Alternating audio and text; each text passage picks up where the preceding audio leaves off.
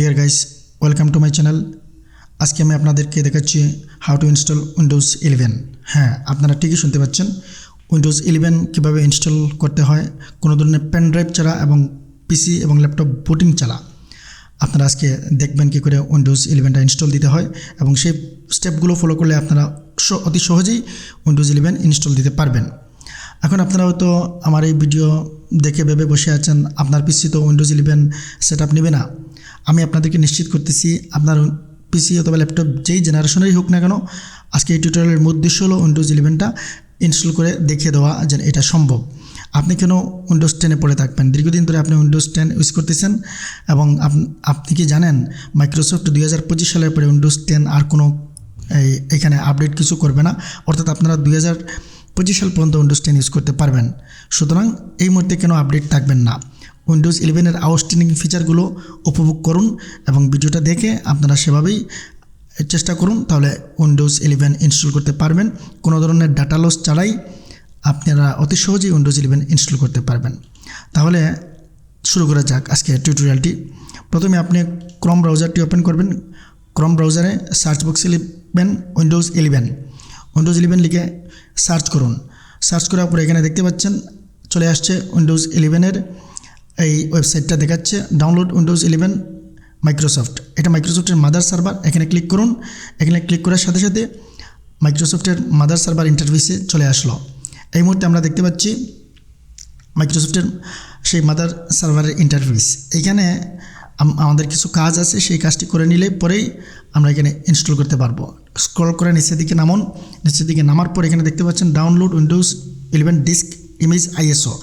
এখানে select download, এখানে click করে আপনারা উইন্ডোজ 11টা সিলেক্ট করে দিয়ে দেন। তারপরে ডাউনলোডে ক্লিক করুন। তারপরে স্ক্রল করে নিচে নামুন, সিলেক্ট দ্য প্রোডাক্ট ল্যাঙ্গুয়েজ। এখান থেকে আপনারা ল্যাঙ্গুয়েজটা সিলেক্ট করে দিয়ে দিন। এখানে আমি ইংলিশ দিয়ে দিলাম।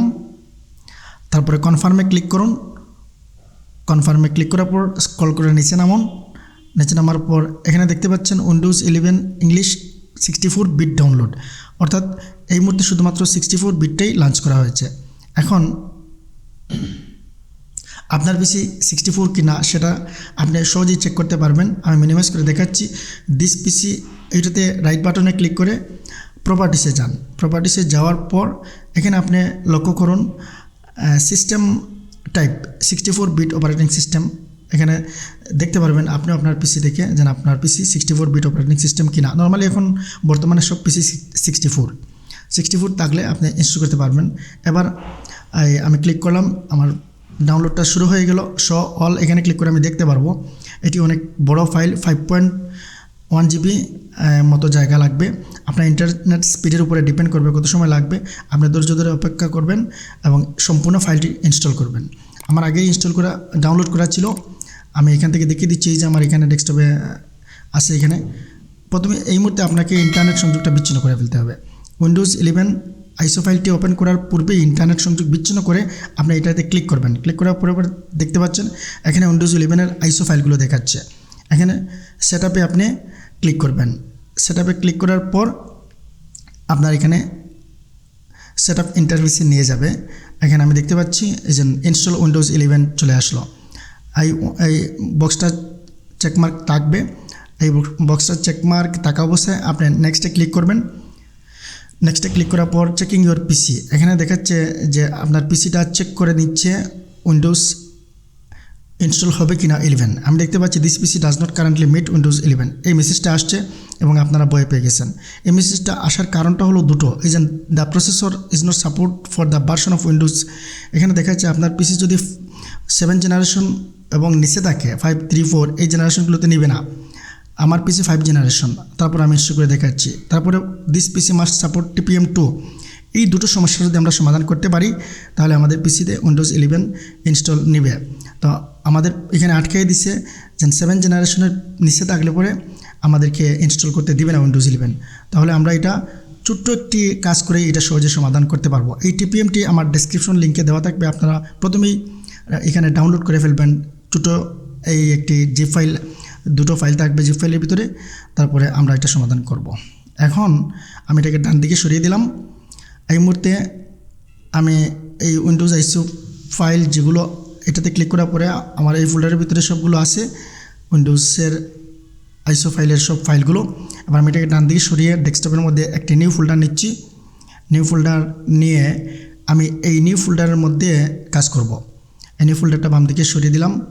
এখানে আইসো ফাইল সবগুলো আমি ড্র অ্যান্ড ড্র্যাগ করে এই নিউ ফোল্ডারে ছেড়ে দিলাম।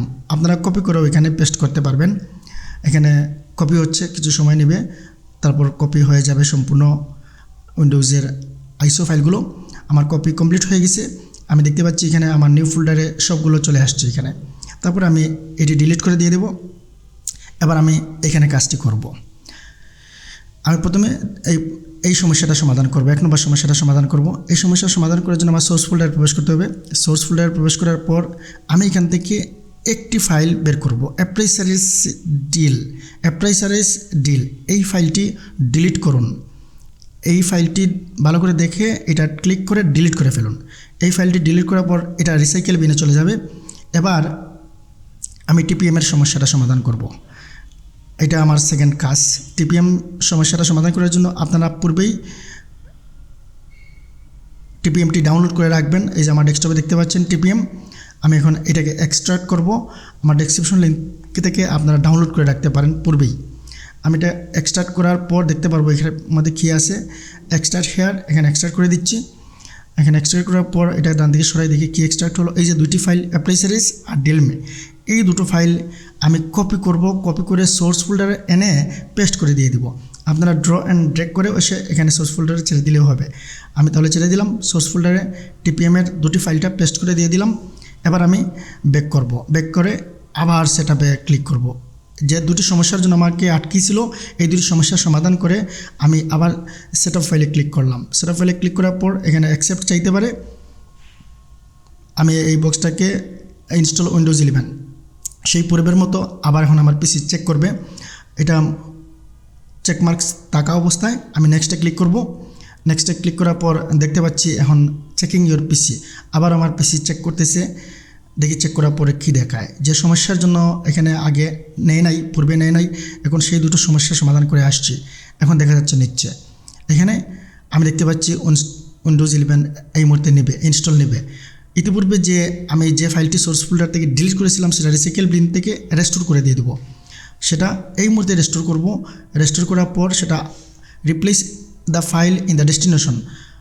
তাহলে আমার সোর্স ফোল্ডারে এটা চলে গেল। আবার চলে যাওয়ার পর এখানে আমার আর কোনো কাজ নেই, আমার সব কাজই কমপ্লিট হয়ে গেল। এখন আমি ইজিলি ইনস্টল করে ফেলতে পারবো। Applicable notice and license term আমি অ্যাকসেপ্ট করলাম, নেক্সট দিলাম। নেক্সট দেওয়ার পর এখানে দেখাচ্ছে making sure you are ready to install. হ্যাঁ, এখানে দুটো বিষয় আসছে, লক্ষ্য করুন। ইনস্টল উইন্ডোজ 11 প্রো, চিন্তা করুন প্রো ভার্সন। এখানে keep personal files and apps, এখানে আমি পার্সোনাল ফাইলগুলো রাখতে চাইবো। যেহেতু আমি এখানে ডিলিট করতে চাচ্ছি না আমার পূর্বের কোনো কিছু, তাই পার্সোনাল ফাইল থাকা সাপেক্ষে আমি উইন্ডোজ 11 ইনস্টল দিয়ে দেবো। আমার সব ডাটাগুলো থাকবে। আমি এখানে কম্পিউটার বুট করবো না, বুট করলে একদম সিডি ফরম্যাট হয়ে যাবে, আমার কোনো কিছু করতে হবে না। তারপরেও যদি চান আপনারা তাহলে এটা নাথিংয়ে যদি ক্লিক করেন তাহলে আপনাদের পিসির যা কিছু আছে সব চলে যাবে। ফাইল তারপরে সিডি ফরম্যাট হবে। এটা আপনারা সিদ্ধান্ত নেবেন যে সম্পূর্ণটা ফরম্যাট দেবেন কি না। যদি না দিতে চান তাহলে নাথিংটা ক্লিক করবেন না, এতে করে আপনার সব ফাইল চলে যাবে। Keep personal files and apps, এইটাতে ক্লিক করে আমি কাজটি করব। আমার সব ফাইলগুলো থাকবে। নেক্সটে দিলাম। দেওয়ার পর এই মুহূর্তে আমার শুরু হয়ে যাচ্ছে ইনস্টলটা। এখানে আমার আর কোনো কাজ নেই, অটোমেটিক্যালি ইনস্টল নিবে। এখন আমাকে বসে থাকতে হবে, আর কোনো কিছু করতে হবে না। আমার পূর্বের ফাইলগুলো থাকবে। আবার ইনস্টলে ক্লিক করলাম। এই মুহূর্তে দেখতে পাচ্ছি 0% থেকে শুরু হয়েছে। এবার উইন্ডোজ 11 প্রো এটা ইনস্টল হচ্ছে। এই মুহূর্তে আমি আমার ক্যামেরা থেকে আপনাদেরকে দেখাবো, কারণ এই মুহূর্তে আর স্ক্রিন রেকর্ডটা নেবে না, যেহেতু উইন্ডোজে দিয়ে দিছি। আমি এখন ক্যামেরা থেকে দেখাচ্ছি আপনাদেরকে ওই স্ক্রিনটা। এই মুহূর্তে ইনস্টল হচ্ছে। আপনারা ধৈর্য ধরে বসে থাকবেন। উইন্ডোজ নিজেই তার সবগুলো ফাইল সেটআপগুলো নিয়েই ইনস্টল হবে, আপনাদের কিছুই করতে হবে না। আমার পিসির স্ক্রিন রেকর্ডটা অফ হয়ে গেছে। আমি ক্যামেরা দিয়ে দেখাচ্ছি কীভাবে ইনস্টল হচ্ছে। এখানে কিছু মেসেজ আসবে, আপনারা শুধু বসে বসে দেখবেন, কোনো কিছু করতে হবে না। কিছুক্ষণের মধ্যেই এই ইনস্টলটা কমপ্লিট হয়ে যাবে। তারপরে আপনারা উপভোগ করতে পারবেন উইন্ডোজ 11 আউটস্ট্যান্ডিং ফিচারটা।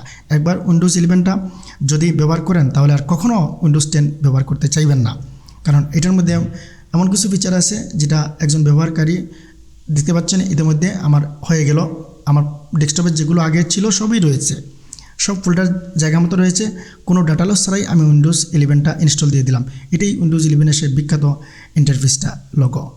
তাহলে আপনারা উপভোগ করতে থাকুন উইন্ডোজ 11 এবং